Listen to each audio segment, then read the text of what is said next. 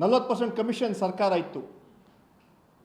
ಅದಕ್ಕೆ ಜನ ತಕ್ಕ ಶಿಕ್ಷೆ ಬಿ ಜೆ ಪಿಗೆ ಕೊಟ್ಟರು.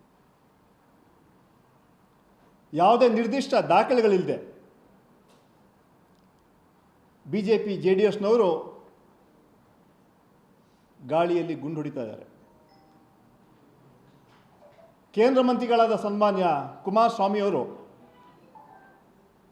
ಹಿಟ್ ಆ್ಯಂಡ್ ರನ್ ಮಾಡ್ತಾರೆ. ಮಿಲಿಟ್ರಿಯಲ್ಲಿ ಒಂದು ಟರ್ಮ್ ಹೇಳ್ತಾರೆ, ಶೂಟ್ ಆ್ಯಂಡ್ ಸ್ಕೂಟ್ ಅಂತ. ಶೂಟ್ ಮಾಡಿ ಮತ್ತೆ ಓಡೋಗೋದು. ಸೊ ಈ ಕೆಲಸ ಬಿ ಜೆ ಪಿ ಮತ್ತು ಜೆ ಡಿ ಎಸ್ನವ್ರು ಮಾಡ್ತಾ ಇದ್ದಾರೆ. ಕಳೆದ 40 ವರ್ಷ ರಾಜಕಾರಣದಲ್ಲಿ ಯಾವುದೇ ಆರೋಪ ಇಲ್ಲದೆ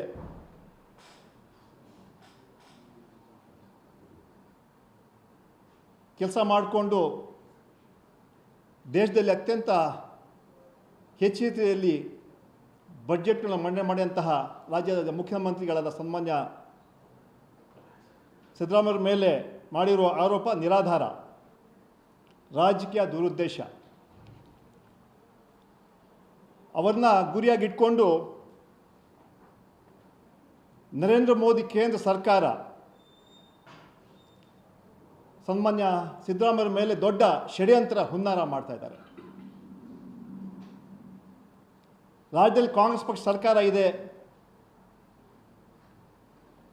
ಕರ್ನಾಟಕದಲ್ಲಿ ಕಾಂಗ್ರೆಸ್ ಸರ್ಕಾರ ಒಳ್ಳೆ ಆಡಳಿತ ಮಾಡ್ತಾ ಇದೆ. ಇದಕ್ಕೆ ಸಹಿಸ್ಕೊಳ್ಳೋಕ್ಕಾಗ್ತಾ ಇಲ್ಲ.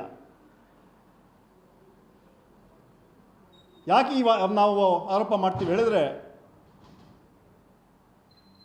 ನಮ್ಮ ಒಬ್ಬ ಅಧಿಕಾರಿ ಕಲ್ಲೇಶ್ ಒಂದು FIR ಫೈಲ್ ಮಾಡ್ತಾರೆ. ಯಾರ ಮೇಲೆ? ED ಅಧಿಕಾರಿಗಳ ಮೇಲೆ. ಏನಂತ?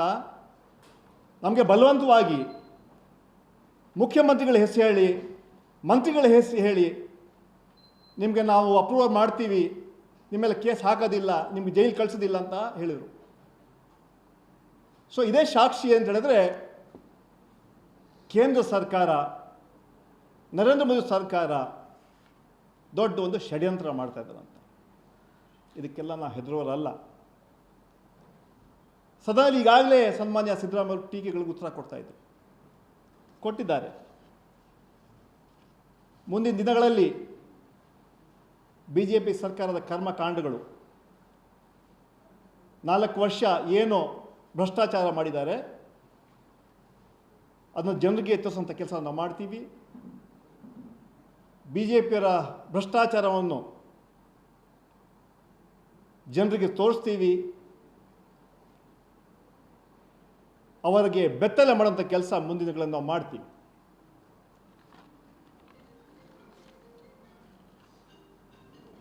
ವಾಲ್ಮೀಕಿ ಹಗರಣ ಹಾಗೂ ಮೂಢ ವಿಚಾರವಾಗಿ ಏನು ಪ್ರಸ್ತಾಪ ಮಾಡ್ತಾ ಇದ್ದಾರೆ,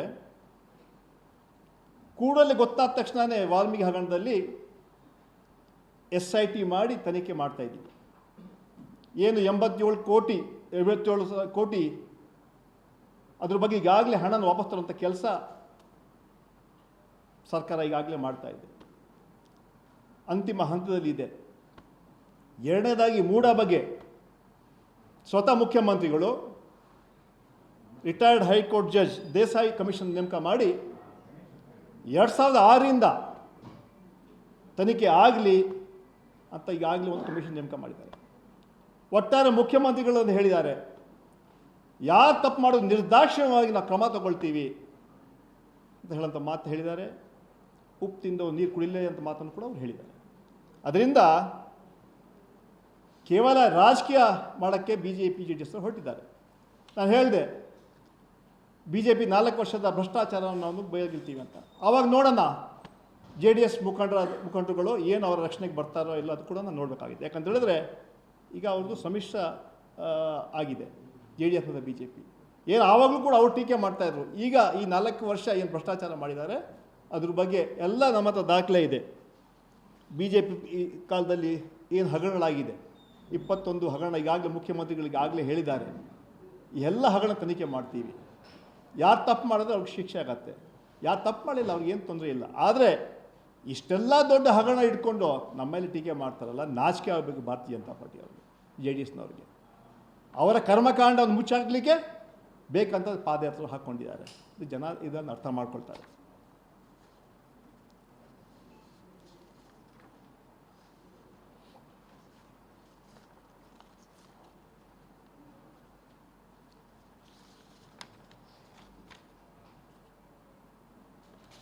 ಈಗ ನಾನು ಕೇಳ್ತೀನಿ ಭಾರತೀಯ ಜನತಾ ಪಾರ್ಟಿಯವ್ರಿಗೆ,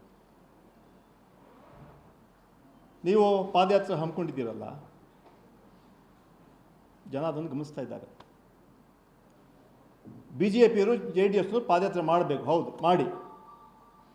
ಬೆಂಗಳೂರಿಂದ ಡೆಲ್ಲಿಗೆ ಪಾದಯಾತ್ರೆ ಮಾಡಬೇಕು, ಕ್ಷಮೆಯಾತ್ರೆ ಮಾಡಬೇಕು, ರಾಜ್ಯ ಜನರ ಕ್ಷಮೆ ಕೇಳಬೇಕು ನೀವು.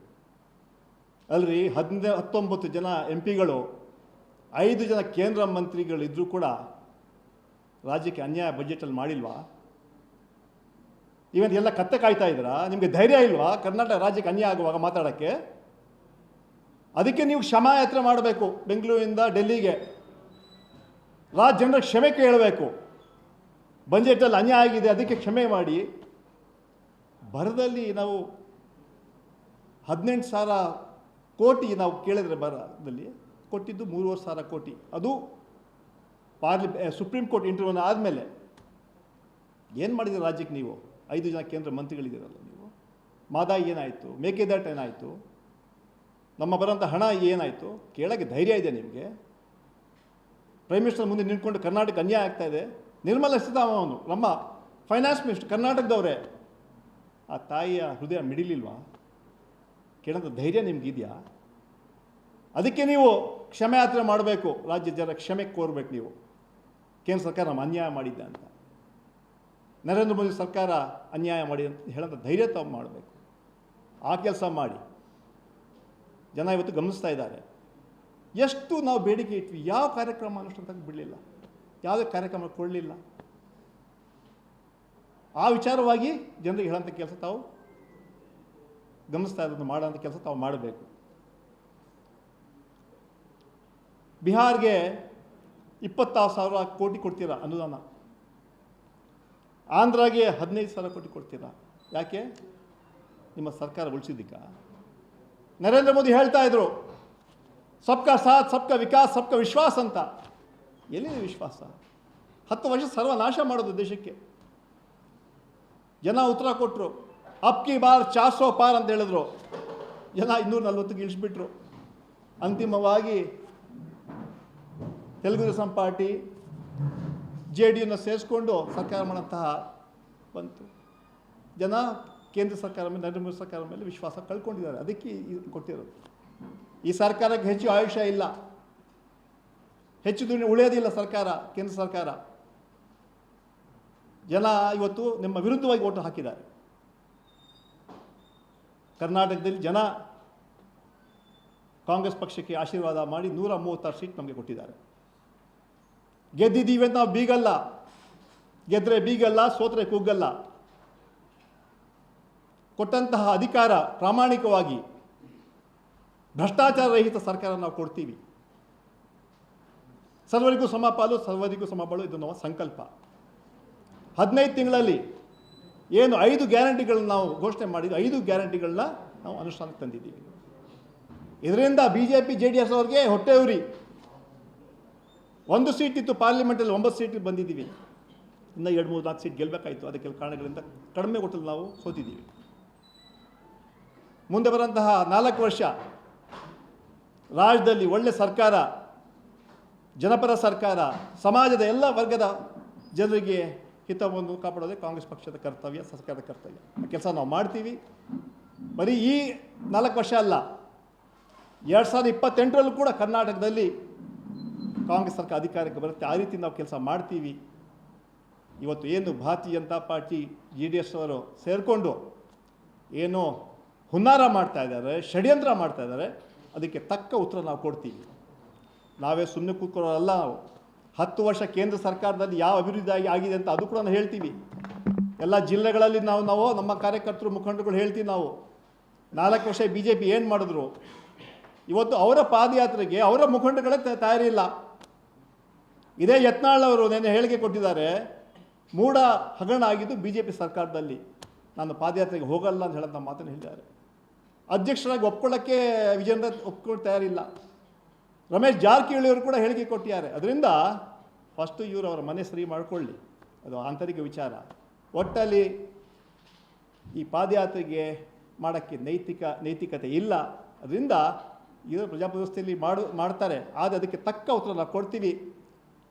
21 ಹಗರಣಗಳೇನು ಅವ್ರ ಸರ್ಕಾರ ಮಾಡಿದಾರಲ್ಲ, ಅವರ ಹಗರಣಗಳು ತನಿಖೆ ಮಾಡ್ತೀವಿ.